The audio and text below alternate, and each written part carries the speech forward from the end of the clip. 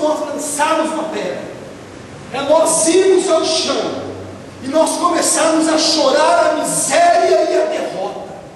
E se nós formos ver de uma forma geral, em situações específicas, situações que o Senhor já tem falado, situações que Deus já tem revelado de uma forma muito clara a você, o que Deus espera de você nessa posição.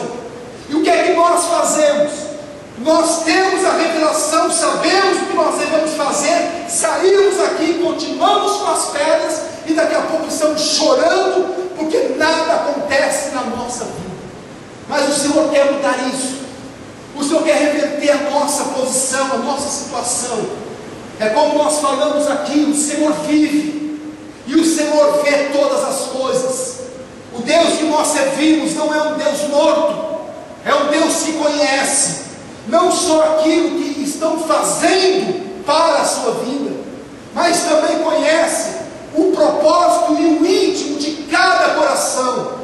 Muitas vezes nós estamos pedindo: Senhor, faça essa justiça, Senhor, muda essa situação na minha vida, eu não aguento mais esse homem, ou aquela situação, ou aquilo se levantando. Mas o que é que nós temos feito? Nada. Nós pedimos justiça, e quando o Senhor começa a operar a justiça, nós somos o primeiro a entrar em juízo, e Deus não pode se manifestar para mudar a situação, porque nós estamos ali, nós estamos agravando mais e mais a situação pela própria palavra, por situações que muitas vezes estão na nossa vida, e nós não queremos fazer coisa alguma, e Deus quer mudar tudo isso. Algo que nós vemos aqui tremendo, aqui nesse livro aqui de Gálatas, aqui quando Paulo escreve, ele falando acerca dessa alegoria, e uma alegoria é como se fosse ele trazer a visão de alguma coisa para dar um significado a algo que muitas vezes nós estamos vivendo, mas nós não conseguimos ter discernimento.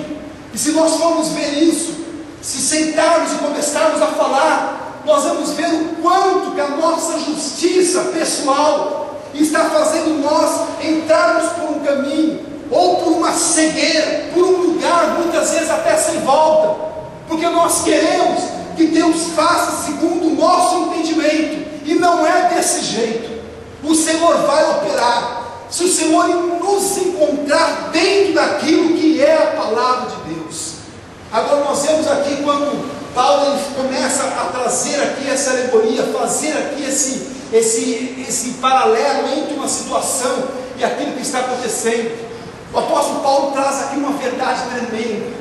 Ele diz aqui no livro de Gálatas, no capítulo 4, no versículo 27, ele diz o seguinte: porque está escrito.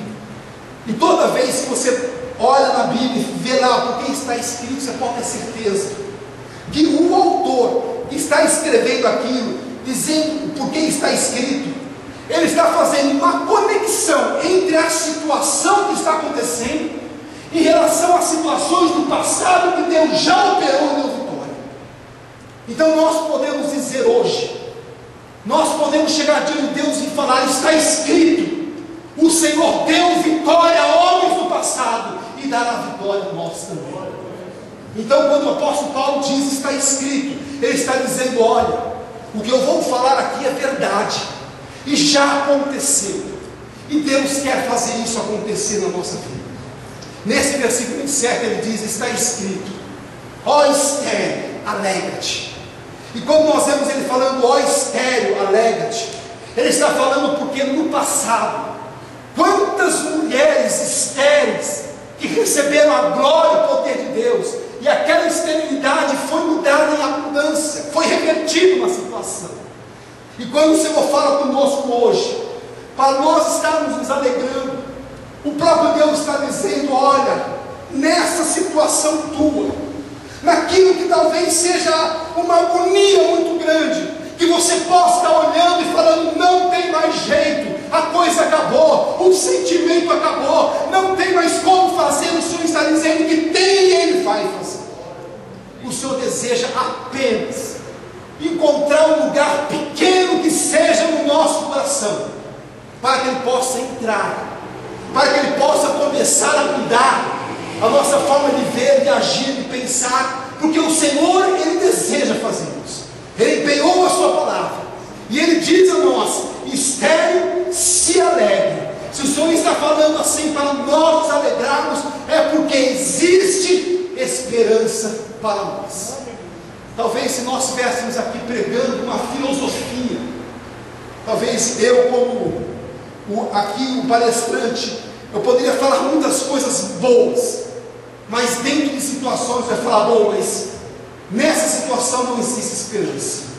Você pode, talvez até, com algum tipo de pensamento, levar essa situação a uma situação que você vai caminhando e você vai conseguir contornar e viver junto, dentro dessa situação, mas não é isso que Deus está dizendo.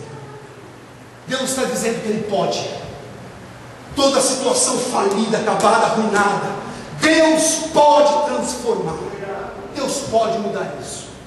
E o Senhor empenha a sua palavra para que nós possamos ver a glória e ver o poder do Senhor. Nós vemos aqui no versículo 22 aqui de Gálatas 4, nós vemos, está escrito o seguinte: Abraão teve 2 filhos. Nós precisamos entender isso, porque muitas vezes por nós não entendermos, por nós não conhecermos, por nós não sabermos como que a palavra de Deus ela se manifesta, as situações não acontecem na nossa vida. Nós vemos, está escrito, Abraão teve 2 filhos, um da escrava, que era Agar, e outro da livre, que era filho de Sara, que foi Isaac. E aqui nós vemos algo interessante, porque o pai que tem 2 filhos, a herança não seria dos 2. Vamos pegar um marido, ele tem o primeiro casamento, o segundo casamento, o terceiro casamento.